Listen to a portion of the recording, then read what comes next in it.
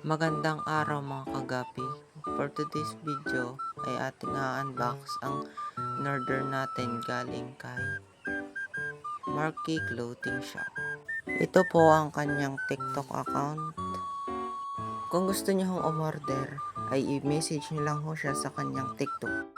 So atin na tong i-pass forward at kainain naman tagal ho ng ating pinagbubukas din Bago ho matapos ang pagbubukas ho nating aray, ay ako ho'y nagpapasalamat sa mga nanonood sa atin at sumusuporta. Dito sa part na to, inacclimate na natin ang ating mga gapi para hindi sila ma-water shock. Inacclimate ko sila ng 30 minutes. And yun.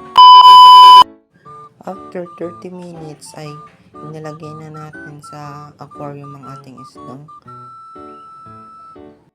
At natapos na nga ho tayong mag-unboxing at ito na ho ang resulta.